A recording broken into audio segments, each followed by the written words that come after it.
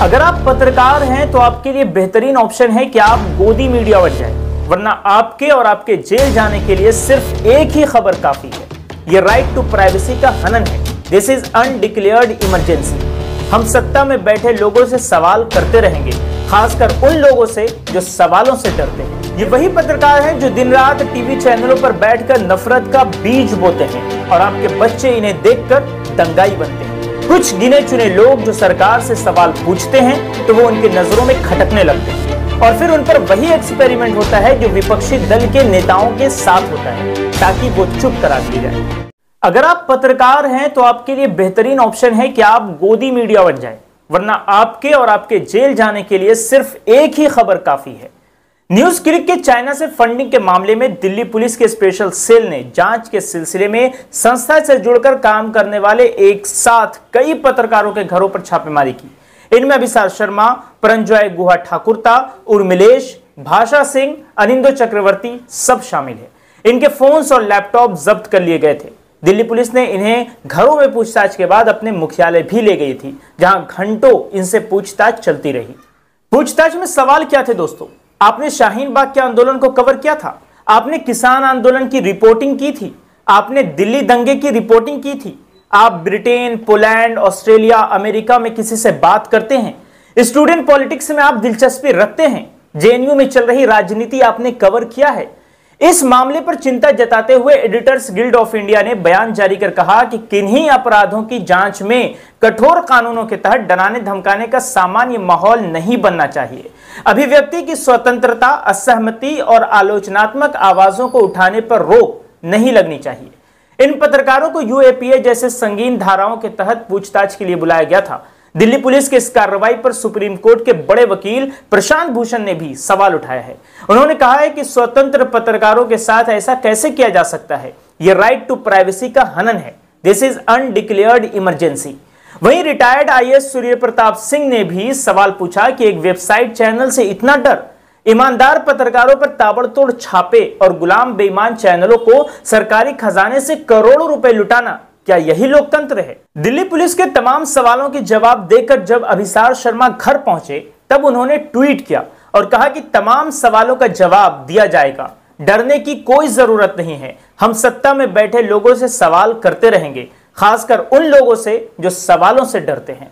अब बात सिर्फ यहीं तक नहीं है दोस्तों, हम गोदी मीडिया के उन चेहरों को भी आपके सामने लाना चाहते हैं जो कल के दिल्ली पुलिस की कार्रवाई से काफी खुश नजर आ रहे थे।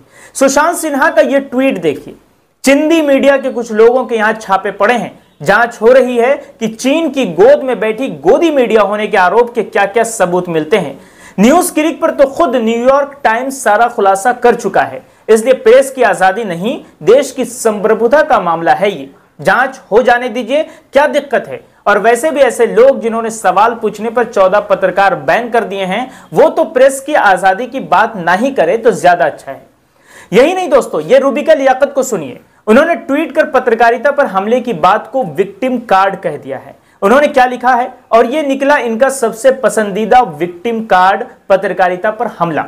देश की संप्रभुता का सवाल है, इस पर अभिव्यक्ति की स्वतंत्रता का लबादा ना उड़ाना। चीन से पैसा लेकर देश के खिलाफ एजेंडा चलाने का गंभीर आरोप लगा है और एजेंडाधारियों की जांच भी ना हो।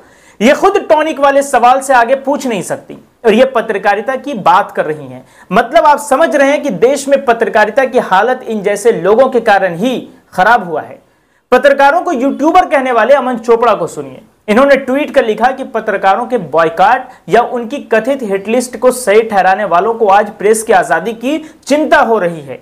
सरकारी सूत्रों का कहना है कि यह अभिव्यक्ति की आजादी नहीं, देश की संप्रभुता का मामला है। चीनी चंदे से भारत की एकता अखंडता के विरुद्ध साजिश का है, जांच जरूरी है। ये वही अमन चोपड़ा हैं जिन्होंने कहा था कि YouTube के पत्रकार लाइक और सब्सक्राइब्स की भीख मांगते हैं। तो अब इनसे सवाल है कि ये भीख तो पीएम मोदी भी मांग रहे हैं, तो इसके बारे में इनका क्या ख्याल है?